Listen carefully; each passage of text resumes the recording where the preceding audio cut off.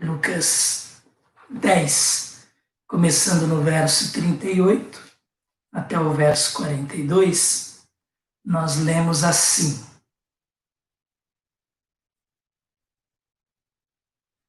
Caminhando Jesus e os seus discípulos chegaram a um povoado onde certa mulher chamada Marta o recebeu em sua casa.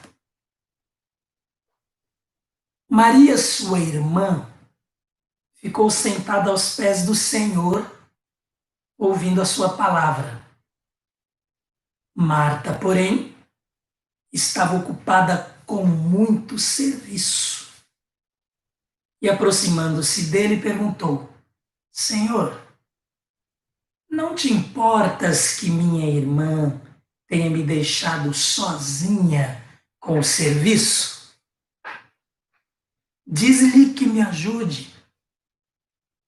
Respondeu o Senhor: Marta, Marta, você está preocupada e inquieta com muitas coisas.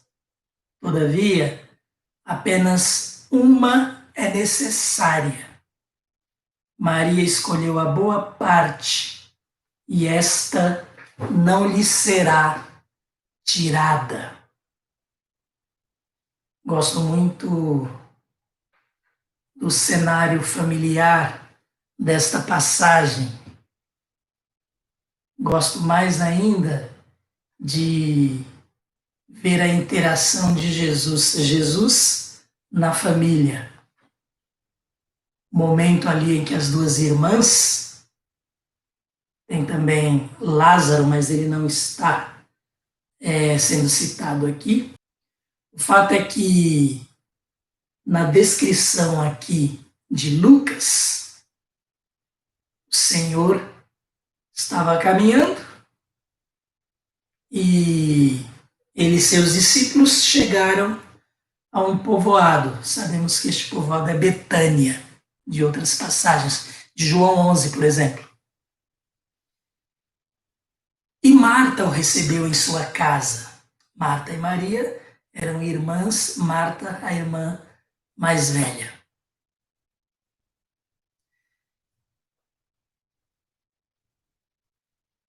Maria ficou sentada aos pés do Senhor, ouvindo a sua palavra. Quando falamos de essência nessa passagem, Maria escolheu a boa parte. O próprio mestre é quem diz isto, que Maria escolheu a boa parte. Se vamos falar de essência, vamos aqui reconhecer que Maria foi aquela que fez a melhor escolha, ainda que Marta não estivesse fazendo nada de errado, ainda que Marta estivesse fazendo tudo o que é necessário ser feito, e há inclusive muitas pessoas que se levantam na defesa de Marta, mas não é este o nosso assunto, não. Nosso assunto, atenção pessoal. Por que atenção pessoal? Primeiro, Jesus, ele era uma celebridade. Jesus, desde que apareceu, em termos de ministério efetivo, ele se tornou uma celebridade. Todos falavam de Jesus, todos queriam ver Jesus, todos queriam tocar em Jesus. Onde Jesus aparecia, uma grande multidão se formava. Por causa da sua sabedoria, por causa do seu poder, por causa dos milagres que ele fazia, mas também por causa da sua atenção para com as pessoas. A mansidão de Jesus impressionava. O seu perfil de gentileza, de amabilidade, conquistava os corações. As pessoas se sentiam à vontade na presença de Jesus. Então Jesus, ele era um homem de multidões, Embora muitas vezes, quando ele fazia alguns dos seus milagres, ele pedisse às pessoas para que não espalhassem aquilo, para que não contassem a ninguém, ainda assim as pessoas falavam e a sua fama aumentava. Então, Jesus era uma celebridade, Jesus era um homem de multidões. Mas, apesar de Jesus ser esta pessoa acostumada já desde o início do seu ministério a lidar com multidões, ainda assim ele tinha uma capacidade especial de dar atenção pessoal e direta, personificada às pessoas. Por isso, nosso assunto, atenção pessoal. Muita gente só consegue lidar mesmo com multidões, às vezes professores só conseguem lidar com os alunos em termos coletivos, não conseguem desenvolver uma conversa pessoal, um relacionamento mais estreito. Não era assim com o mestre dos mestres. Jesus não era assim. Jesus, ele contou a parábola do samaritano para uma pessoa. Se nós examinarmos aquela passagem que está lá em Lucas 10, versos 25 a 37, nós vamos ver que um perito na lei chegou e fez uma pergunta para ele. O mestre das multidões, assim, na forma como ele responde àquele doutor da lei, aquele escriba, ele conta uma parábola, a parábola do samaritano, o título geralmente divulgado é O Bom Samaritano, para deixar claro aquele perito na lei que queria testá-lo, inclusive, quem era o seu próximo. Então percebam, é um tratamento pessoal de Jesus. Ele gostava deste relacionamento assim, pessoa a pessoa. Então, embora Jesus fosse um homem de multidões, ele gostava também e era possível ter uma relação mais estreita, um relacionamento mais próximo com ele. Mas por ser um homem de multidões, Jesus era conhecido superficialmente. Pessoas de multidões, simplesmente isto é um fato, elas são conhecidas apenas superficialmente. Somente as pessoas que convivem com gente de muita fama, aquelas que convivem com elas nas suas particularidades, em família, somente essas pessoas podem dizer que as conhecem verdadeiramente. Jesus, inclusive, sabia disso, sabia que muitos o seguiam, multidões o ouviam, iam atrás dele, mas certa vez, lá em Lucas 9,18, ele pergunta aos 12 ali, que ele havia escolhido de todos os seus discípulos, como aqueles que ele iria preparar de uma forma mais especial e direta para dar continuidade à sua igreja que estava nascendo. Então ele pergunta para eles, quem as multidões dizem que eu sou? Por que Jesus pergunta isso? Porque ele sabe que multidões não conhecem pessoas que estão em destaque, não conhecem na profundidade do caráter, da personalidade dessas pessoas. Não as conhecem tão intimamente. E Jesus pode ser conhecido, inclusive nos nossos dias, por multidões. Mas quantos conhecem Jesus? Assim, num relacionamento de caminhada, relacionamento de proximidade. Então, quando Jesus pergunta a seus discípulos, quem as multidões dizem que eu sou? A resposta que eles dão era a realidade. Ah, um dos profetas, João Batista que ressuscitou, Elias que voltou.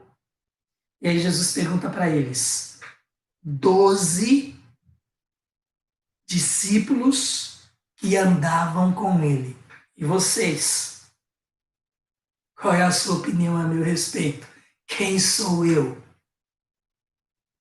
E Pedro dá a resposta apropriada de alguém que andava com o Mestre. Tu és o Cristo, o Filho de Deus. E Jesus, inclusive, o elogia em virtude de tão sábia resposta.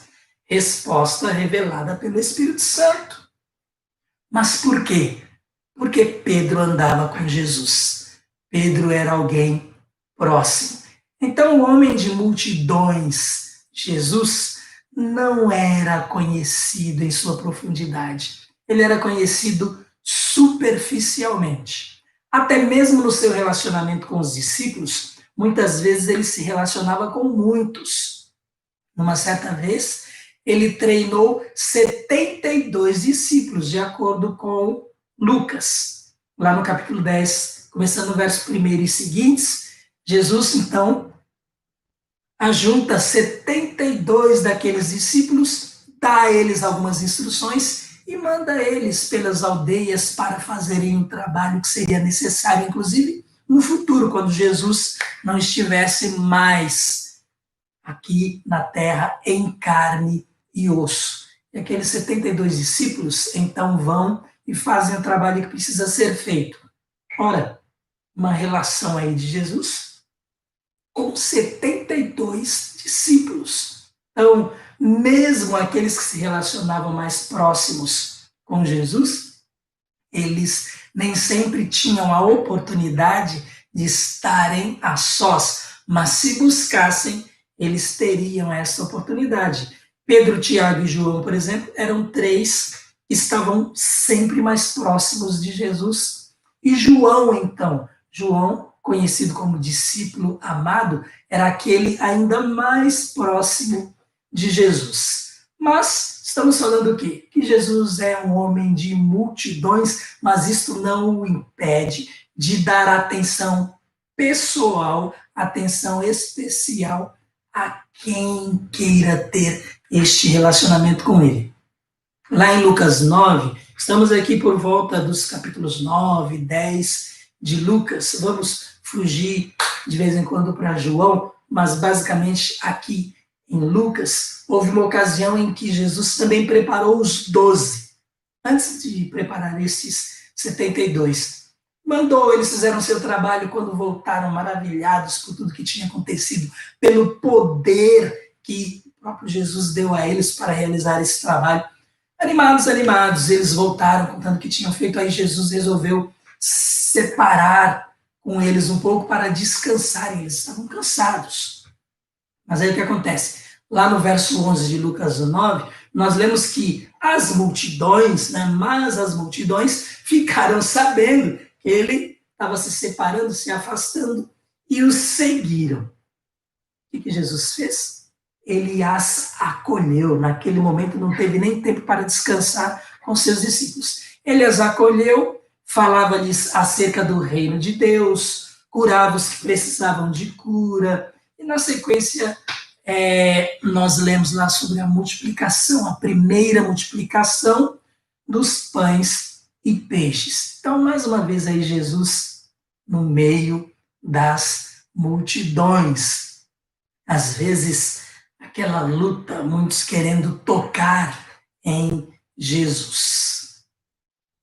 Lá em Lucas 9:37, há uma passagem interessante relacionada a isso. Antes disto, Jesus leva para orar Pedro, Tiago e João, aqueles três. E eles sobem ao monte, e então esses três discípulos, esses três apóstolos, presenciam lá uma transfiguração de Jesus naquele momento. Conhecemos bem a passagem.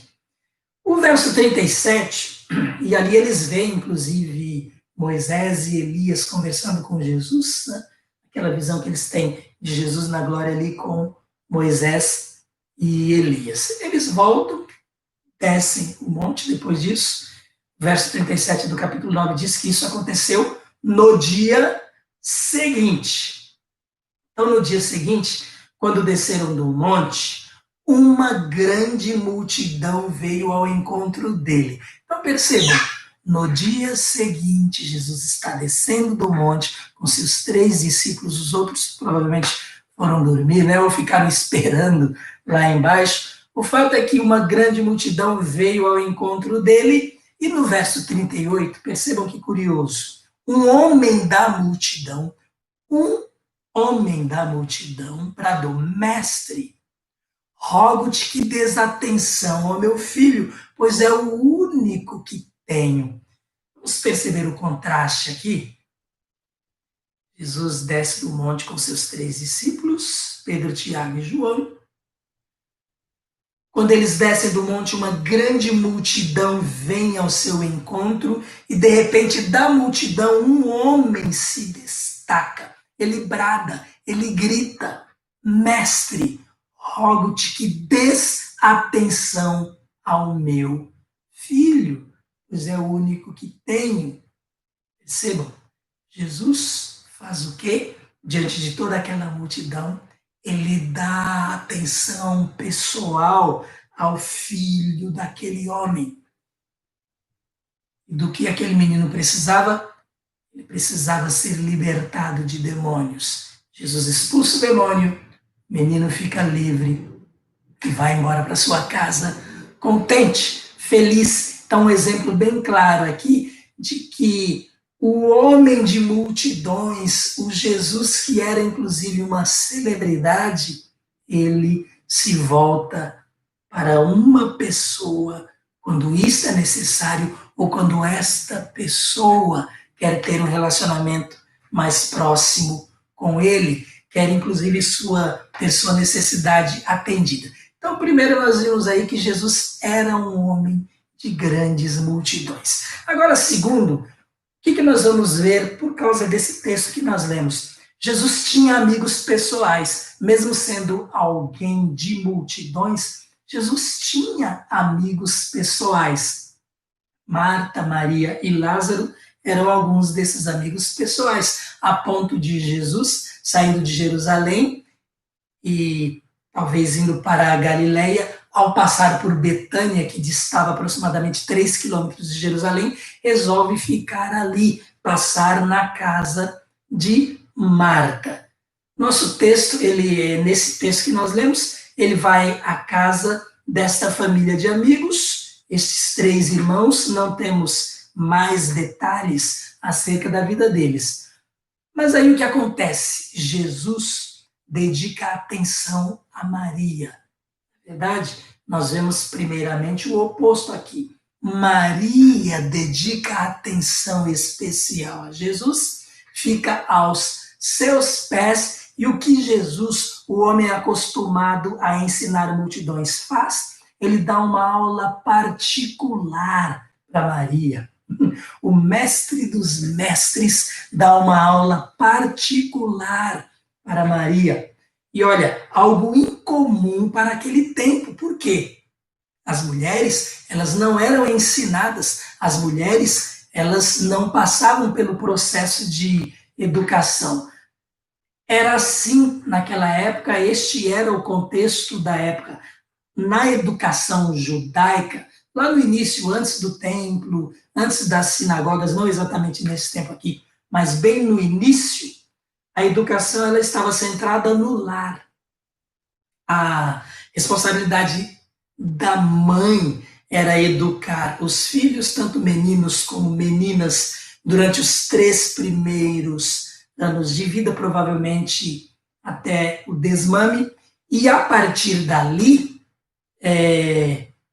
os meninos passavam a ser educados pelos pais, né? Ou pelo pai. Vamos falar no singular para não haver confusão aqui. Então, a mãe continuava a ensinar às filhas os deveres domésticos durante toda a infância delas, enquanto que o pai passava a se responsabilizar pelos meninos, eles aprendiam a lei e aprendiam também um ofício, uma profissão.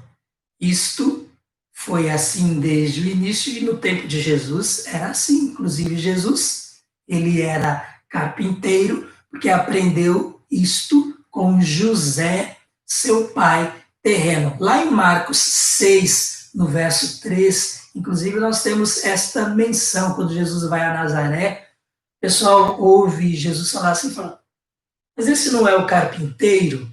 Então, em Marcos 6,3, é assim que está registrado. Não é o carpinteiro? Então, além de Jesus ser o filho do carpinteiro, ele era também o carpinteiro, por causa dos métodos de educação na época. Mais tarde, com o surgimento das escolas, no templo, nas sinagogas, outros estabelecimentos, a educação era privilégio apenas dos meninos.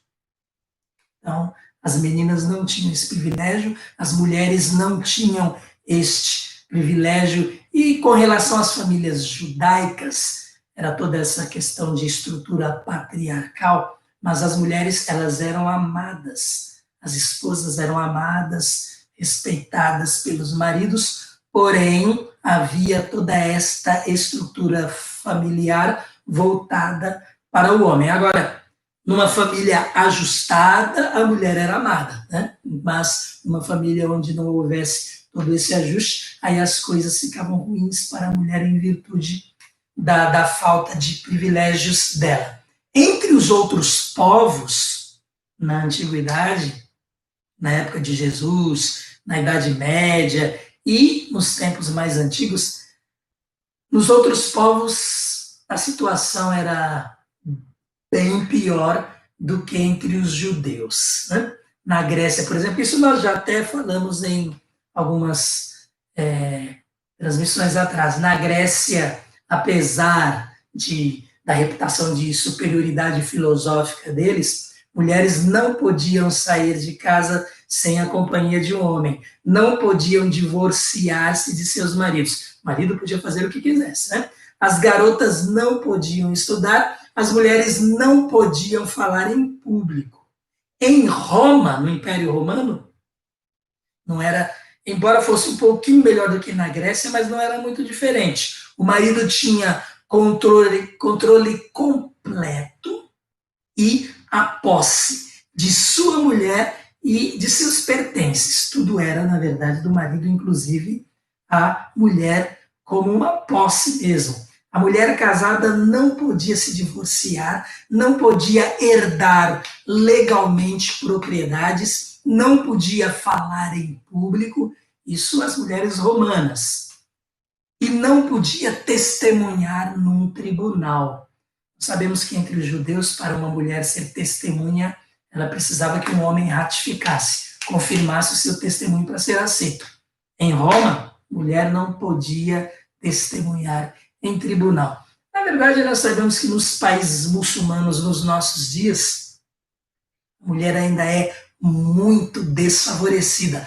Na Arábia Saudita, por exemplo, dos nossos dias, as mulheres elas só foram permitidas tirar carta, dirigir, serem motoristas, dirigir carros a partir de junho de 2018. Apenas 2 anos elas podem fazer isso. Então percebam que, dependendo do local, isto ainda avança até os nossos dias.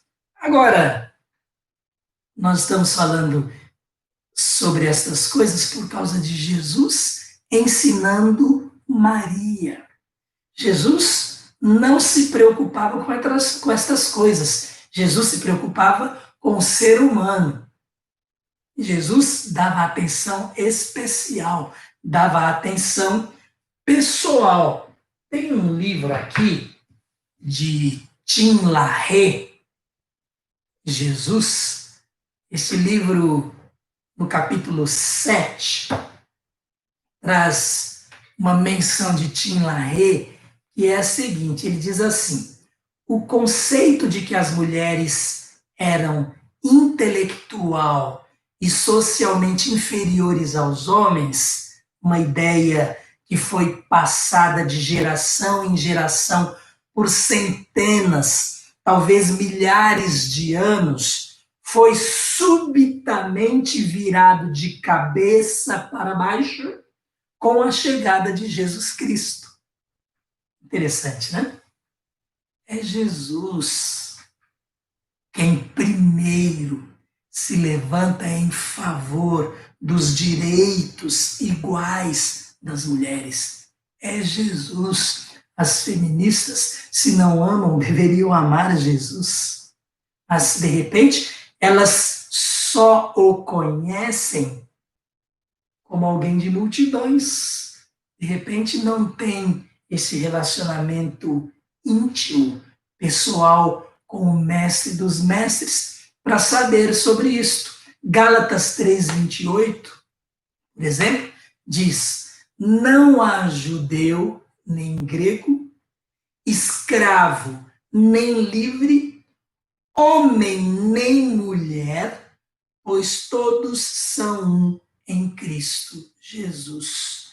Em Cristo Jesus não há distinção de raça, não há judeu nem grego, não há distinção de classe social, pobre ou rico, escravo ou livre. Não há distinção de gênero, homem ou mulher. Todos são um em Cristo.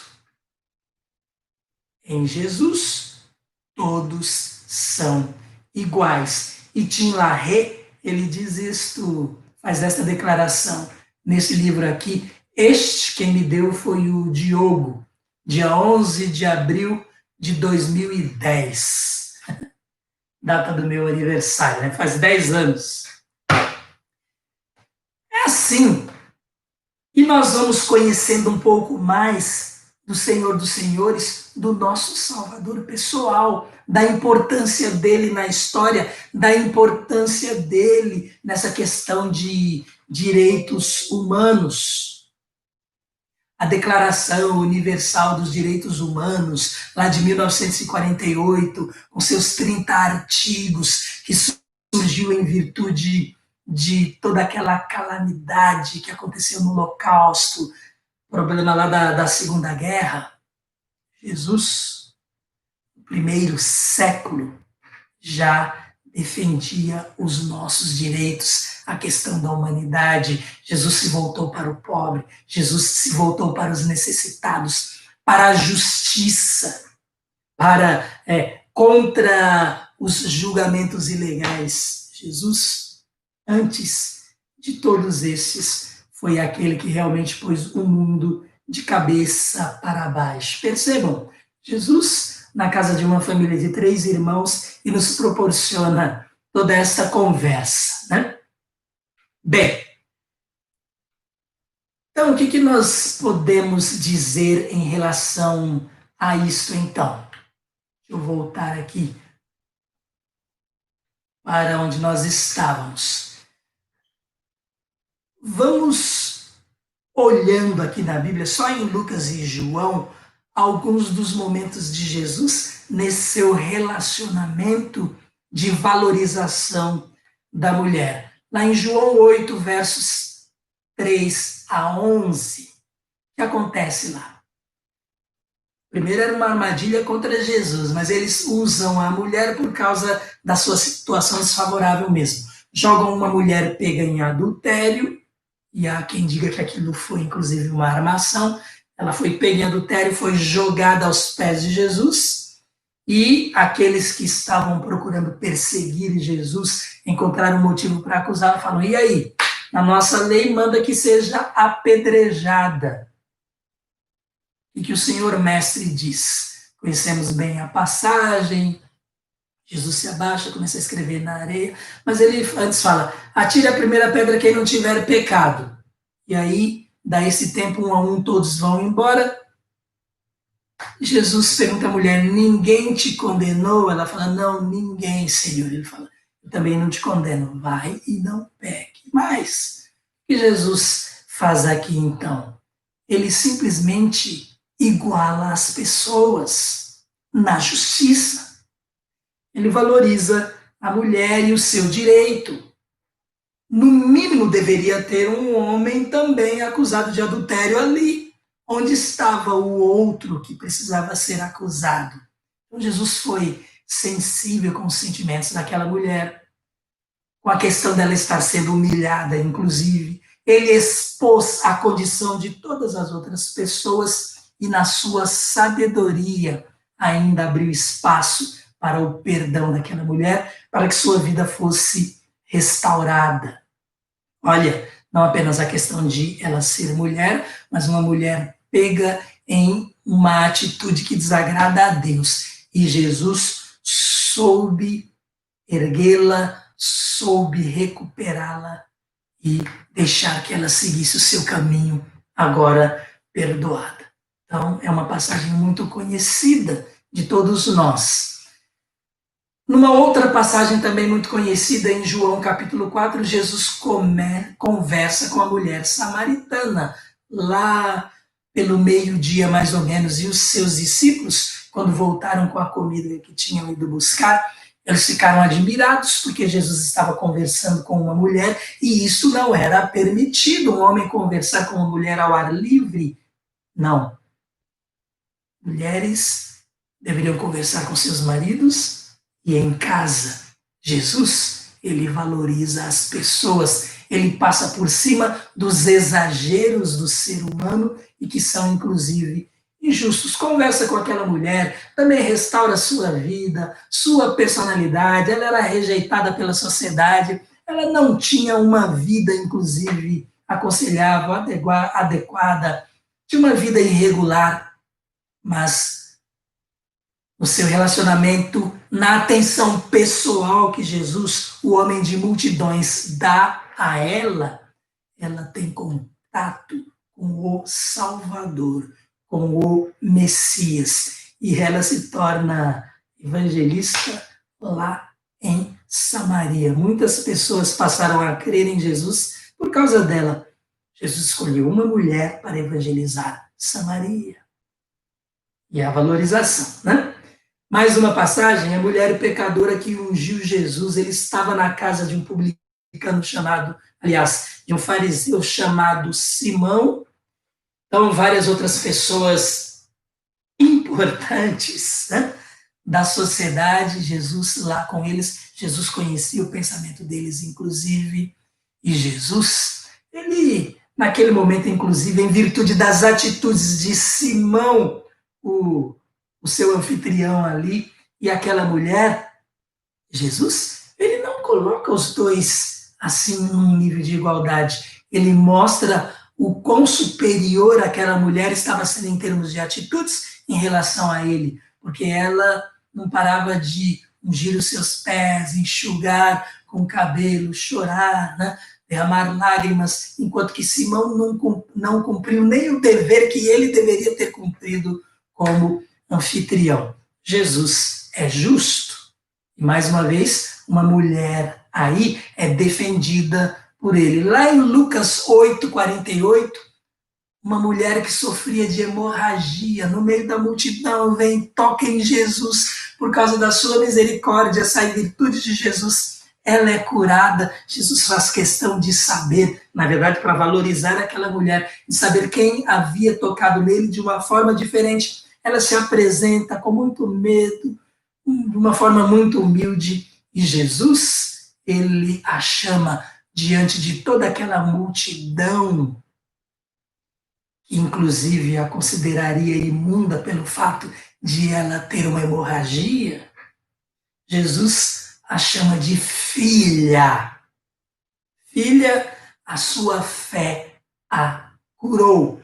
Vá em paz. Jesus, numa atenção pessoal a uma pessoa em meio a toda uma multidão. E o privilégio das mulheres que testemunharam sua ressurreição. O privilégio dado a Maria Madalena e às suas amigas, suas companheiras. O testemunho de uma mulher não era aceito em Israel, a menos que fosse confirmado por um homem. Jesus confia às mulheres as primeiras notícias de sua ressurreição. Ele apareceu primeiramente a elas, depois a Pedro e João. Tudo isso aqui eu estou falando só para nós vermos a importância, percebermos a importância da conversa de Jesus com Maria, ali na sala de visitas dela, quando ela absorvia tudo o que Jesus falava. Então Jesus era homem de multidões, mas dava atenção personalizada. Ele estava ensinando Maria, isso não era permitido, mas Jesus é aquele que diz: vocês ouviram o que foi dito? Eu, porém, vos digo. A autoridade final, a autoridade maior é de Jesus. A maior obediência nós devemos prestar é a Jesus. E se houver conflito entre a lei humana e a lei de Deus, a maior obediência, a primeira obediência, nós sabemos, deve ser prestada ao Rei dos Reis, ao Senhor dos Senhores. É por isso que ao longo da história da igreja cristã, ela foi perseguida, porque Jesus é Senhor. Jesus é o Senhor da igreja. Me refiro à igreja verdadeira, à igreja genuína, aquela que prega o evangelho de Cristo, evangelho que ele passou a seus apóstolos, que através deles foi proclamado ao mundo inteiro e chegou, inclusive, até nós. Então, o que nós vemos aqui na conversa de Jesus com Maria? O Filho de Deus valorizava as mulheres. Ele deu também a Maria essa atenção pessoal.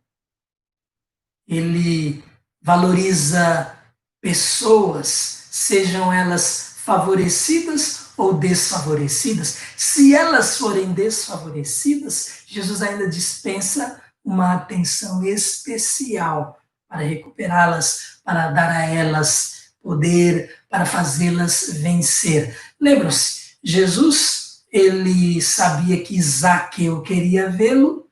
Jesus, ele não apenas permitiu que Zaqueu tivesse aquele encontro com ele, mas falou: Zaqueu, eu vou ficar na sua casa. Zaqueu era rico, mas nós sabemos de pessoas pobres, e a maioria delas pobres e necessitadas, que Jesus também deu atenção e recuperou. Por quê? Porque ele não faz distinção nenhuma.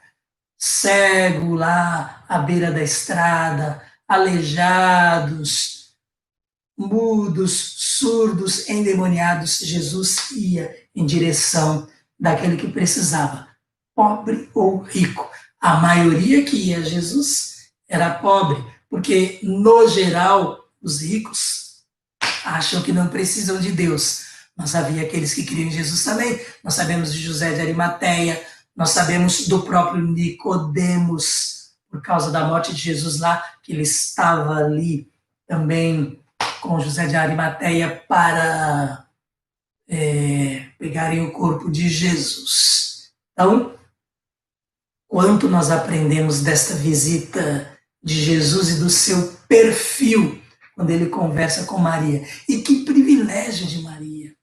Que privilégio Marta estava perdendo. O Jesus das multidões na casa delas, dando uma ministração pessoal e direta a elas, para que elas compreendessem o Evangelho, para que elas compreendessem o reino de Deus. E Marta estava preocupada com outras coisas importantes. Mas Jesus é mais importante. E aí nós podemos fazer algumas perguntas, porque muitas coisas são importantes. Uma é essencial. E Jesus diz que Maria escolheu a boa parte. Maria escolheu a essencial. Muitas das coisas que nós fazemos não são pecados, são necessárias e importantes, inclusive a importância que Marta dava a receber bem Jesus. Mas naquele momento, o mais importante era o que Jesus estava naquele momento fazendo por elas. E aí, algumas perguntas inevitáveis. Que lugar temos dado a Jesus em nossa vida? O mesmo lugar que as multidões dão? Se quer nós o conhecemos como ele precisa ser conhecido, que atenção temos dado ao ensino de Jesus? Nós o temos relegado a segundo plano, ou nós temos verdadeiramente dado ouvidos a Jesus, seguido seus ensinamentos, colocado nossas vidas nas suas mãos para que ele seja Senhor de nossa vida. Que retribuição temos dado à atenção especial que Jesus está disposto a dedicar a nós. Lembram-se de Apocalipse 3:20? Que nós lemos em Apocalipse 3:20. Aquele é um versículo para a igreja. Aquele não é um versículo evangelístico, embora haja pessoas que o utilizem para evangelizar. Mas Jesus fala ali: eis que estou à porta e bato. Se alguém abrir a porta, entrarei, com ele cearei e ele comigo. Jesus está à porta e bate. Nós permitimos que ele entre para se relacionar mais intimamente conosco, porque esse verso é para a igreja, é para crentes em Jesus Cristo. Nós permitimos que Jesus entre para ter uma intimidade maior conosco. Ele quer dar esta atenção pessoal, esta atenção especial. Irmãos, Jesus é onipotente. Ele tem todo o poder. Jesus é onipresente. Ele está em todos os lugares ao mesmo tempo. Ele é onisciente. Ele sabe de todas as coisas. Jesus tem condições de estar com você num relacionamento, numa conversa, numa comunhão individual, pessoal, como se não existisse mais ninguém no mundo ou no universo.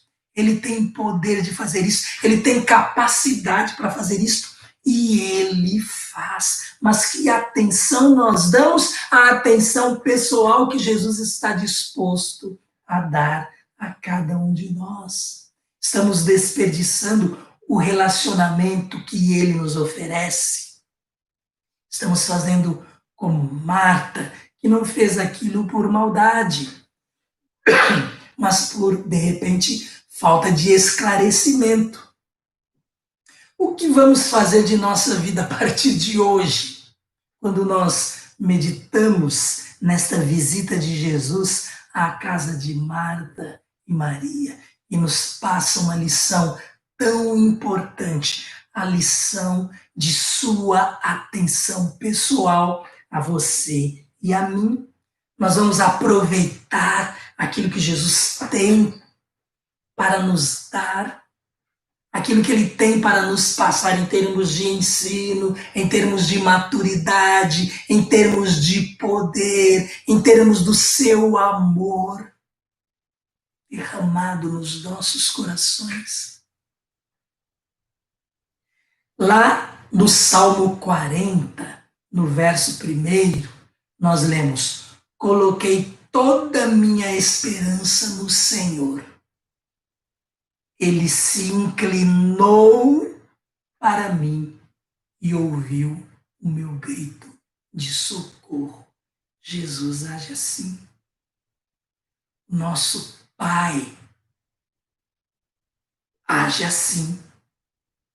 Ele se inclina para ouvir o nosso grito de socorro. O nosso Deus Trino age dessa forma. Ele está atento ao nosso clamor, às nossas orações, mas nós estamos dispostos a abandonar o tratamento que damos a Jesus, de repente como uma celebridade, como alguém de multidões, ao Deus que está ocupado com tantas coisas, como ele vai se ocupar apenas comigo?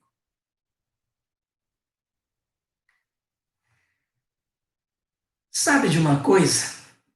Quando Jesus volta a Betânia para ressuscitar Lázaro tempos depois, conhecemos bem também esta passagem que está lá em João, no capítulo 11. Lázaro estava morto há 4 dias. Quando Jesus entra lá no povoado, Marta corre ao encontro de Jesus. Percebam, agora é Marta que vai ao encontro de Jesus. Maria fica lá na casa. E aí Marta fala para ele, se o Senhor estivesse aqui, meu irmão não teria morrido. E aí Jesus fala a ela que Lázaro iria ressuscitar. Ela fala, eu sei, ele vai ressuscitar no último dia. Percebam que Marta tinha ensinamentos.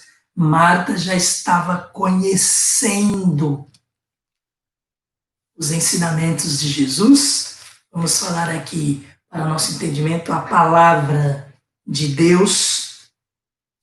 Mas aí Jesus fala a Marta, versos 25 a 27 de João 11.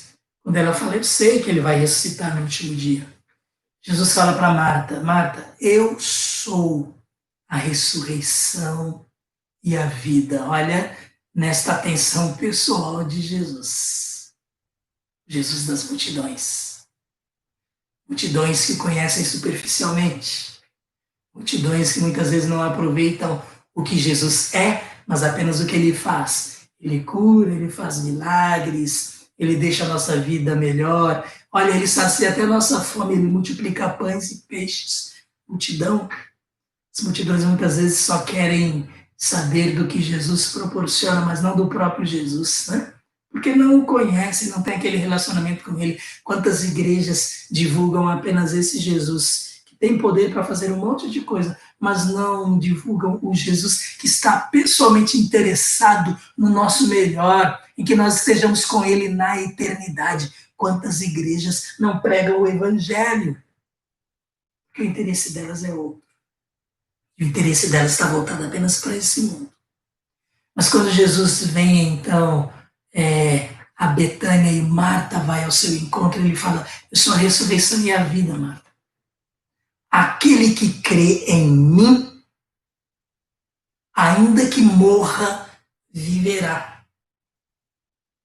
E quem vive e crê em mim, não morrerá eternamente, não irá para a perdição eterna, não irá para o castigo eterno. Jesus quer dizer a Marta ali. E ele pergunta diretamente a ela, você crê nisso? Na resposta de Marta, nós compreendemos que talvez eu coloco aqui, talvez em virtude daquela outra visita de Jesus à casa deles, ela tenha aprendido aquela lição e passou também a aproveitar melhor os momentos com o pai, com o filho. Porque ela fala, sim, Senhor, eu tenho crido que tu és o Cristo. Percebam a mesma afirmação de Pedro elogiada por Jesus. O Filho de Deus que devia vir ao mundo. Marta sabia quem é Jesus. E é interessante que nesta passagem, quando ela fala lá a Jesus um pouco antes deste verso 25, estamos falando de Marta, hein? Aquela que estava ocupada com muitas coisas, lá na visita do nosso texto principal. Quando Jesus chega e ela fala, se o Senhor estivesse aqui, meu irmão não teria morrido, é interessante, de repente, já o que ela fala na sequência. No verso 22 ela fala, mas sei que, mesmo agora, e ela sabia que Lázaro estava morto há 4 dias, mesmo agora, Deus te dará tudo o que pedires. O que Marta está querendo dizer com isso? Que ela crê no impossível. Ela crê que seu irmão poderia, inclusive, ressuscitar ali, porque Deus atenderia a tudo que Jesus lhe pedisse. Uma Marta transformada, porque também aprendeu sobre o essencial. Marta também desfrutou da atenção pessoal de Jesus. Só quem teve este encontro pessoal com o Filho de Deus pode responder como ela respondeu. E aí, a minha pergunta a você é: Como tem sido o seu relacionamento com Jesus? Como você conhece o Filho de Deus? Primeiro, você realmente crê que ele é o Filho de Deus? Segundo, você tem um relacionamento íntimo com ele, porque ele, já mostramos aqui na palavra de Deus, que Jesus tem prazer em dar atenção pessoal àqueles que o procuram. Aliás, lá em Isaías nós lemos: busquem a Deus enquanto se pode achar, busquem enquanto ele está perto. Jesus está perto, Jesus está à porta, batendo para ter este relacionamento conosco. Quantas coisas estão ocupando o nosso dia a dia, ocupando, de repente, o lugar principal, ocupando o lugar essencial que é de Jesus. Cada um de nós possa aprender com essa visita de Jesus, que deixa as multidões em Jerusalém, de repente para ir para Galileia, mas tem um tempinho para um relacionamento pessoal com seus amigos. Jesus está sempre aberto para este relacionamento com você e comigo. Aquele Jesus que não discrimina, aquele Jesus que não faz distinção, o Jesus que ama, o Jesus que valoriza, o Jesus que perdoa, o Jesus que restaura, o Jesus que quer caminhar com você e comigo em intimidade, o Jesus que chama de amigos, porque ele tem amigos. Você se considera amigo de Jesus? Você o recebe também como amigo? Ele já é seu Salvador, já é seu Senhor, você pode dizer que ele é seu amigo? Amém, irmãos? Que Deus abençoe cada um de vocês, amigos, irmãos em Cristo, aqueles que estão nos visitando. Que Deus abençoe abundantemente cada um de nós e nos ensine, através da comunhão que nós temos com o seu Espírito Santo, a ser mais próximos de Jesus.